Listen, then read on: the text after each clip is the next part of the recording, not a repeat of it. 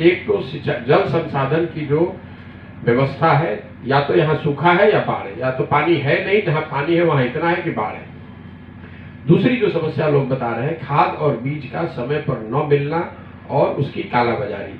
खासकर सबसे ज्यादा जो लोगों ने शिकायत करी है अभी तक वो है यूरिया और डीएपी पोटाश जैसे खाद का की कालाबाजारी। यूरिया तो 277 का करीब लोग बता रहे हैं कि 800 से 500, 600, 700, 800, 1200 रुपए तक लोगों को देना पड़ा है। और लोगों की शिकायत पैसे से भी ज्यादा ये है कि उतना पैसा देने के बाद भी समय पर यूरिया उनको नहीं मिल पाया। जब मैं कल शिवहर में घुसा हूं तो घुसते के साथ सबसे ज्यादा लोगों ने यही बताया कि देखिए गेहूं की रुपाई हो गई है और हम लोग यूरिया के लिए मारे फिर रहे हैं, किसी भी कीमत पर यूरिया नहीं मिल रहा है। 700, 800, 900 रुपए में भी यूरिया नहीं मिल रहा है। तो एक जल संसाधन की व्यवस्था न होना, सूखा या बाढ़ से प्रभावित। दूसरा, खाद और बीज का उपलब्ध न होना या उसकी कालाबाजारी। और तीसरा, जो लोग फसल उगा रहे हैं उसका भाव न मिलना। जैसे धान, अभी मैं जिस टाइम में पैदल चल रहा हूँ, ये धान के कटनी का, गन्ने के कटनी का समय भी है। तो मैं करीब हर व्यक्ति से पूछता ही हूँ कि भाई आपने धान कितने में बेचा।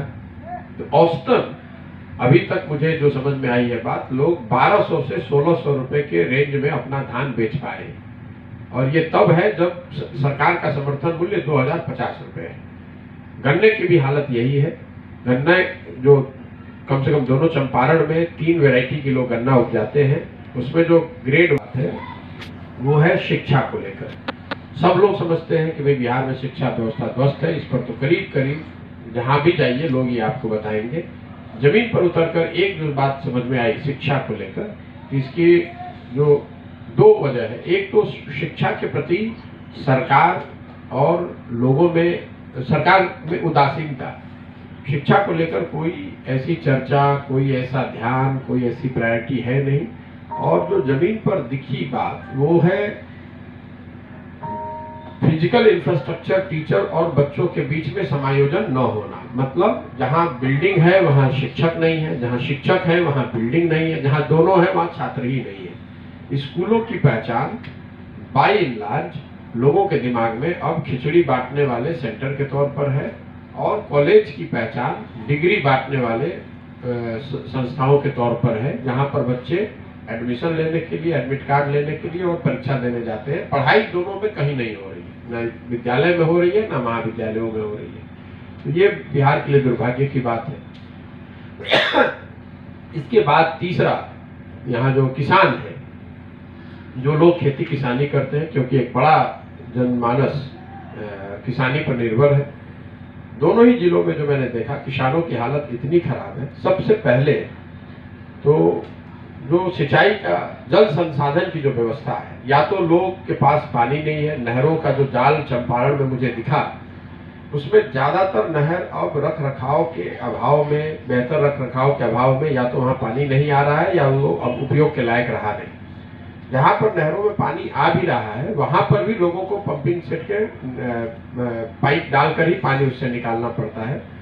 और ज्यादातर हिस्से, दोनों चंपारण और शिवहर में भी कल मैं जब घुसा हूं, तो बाढ़ कटाव से प्रभावित लोग। तो खेती, जमीन उपजाऊ है, लोग खेती करना भी चाहते हैं, कर भी रहे हैं, लेकिन एक बड़ा वर्ग आने में उसकी लागत बढ़ी हुई है, क्योंकि डीजल का दाम यूपी या दूसरे अन्य राज्यों के मुकाबले 8 रुपए 9 रुपए लीटर ज्यादा है।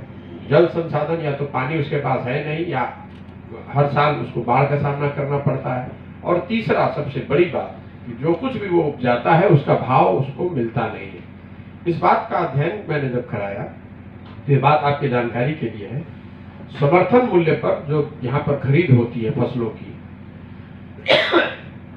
पंजाब जैसे राज्यों में करीब 70% उपजाए हुए धान गेहूं को समर्थन मूल्य पर खरीदा जाता है। मैंने देखा कि बिहार में इसका आंकड़ा क्या है, तो आपको जानकर आश्चर्य होगा कि पिछले 10 साल में सिर्फ 13% धान समर्थन मूल्य पर खरीदा गया है। और गेहूं के लिए ये आंकड़ा है 1%। और दूसरे किसी भी फसल के लिए कोई समर्थन मूल्य पर सरकारी खरीद नहीं की गई है। जब इसको हम लोगों ने पूरा कैलकुलेट कराया तो पता चला कि हर साल समर्थन मूल्य पर धान, गेहूं, ज्वार, बाजरा, मकई जैसे फसलों के न खरीदे जाने की वजह से बिहार के किसानों का करीब करीब 25,000 करोड़ रुपए का नुकसान हो रहा है। मैं रिपीट कर दे रहा हूं, हर साल समर्थन मूल्य पर इन फसलों के न खरीद होने की वजह से करीब करीब 25,000 करोड़ रुपए का लोगों का, किसानों का नुकसान हो रहा है। और आश्चर्य की बात यह है कि ये पैसा बिहार सरकार को अपने बजट से शायद पूरा नहीं देना है। ये पैसा केंद्र सरकार से आपको रिएम्बर्स होता है। केंद्र सरकार करीब 5-5.5 लाख करोड़ का फूड सब्सिडी देती है समर्थन मूल्य के लिए, और वो राज्य जहां पर की समर्थन मूल्य पर खरीद हो रही है वो खरीदते हैं और केंद्र सरकार से उसका रिएम्बर्समेंट लेते हैं। बिहार सरकार में चूंकि ये खरीद हो ही नहीं रही है, तो हम लोग केंद्र से स्वाभाविक है कि कोई उस मद में पैसा ले नहीं पा रहे हैं, और बिहार के किसानों का, बिहार के लोगों का इतना बड़ा नुकसान हर साल हो रहा है।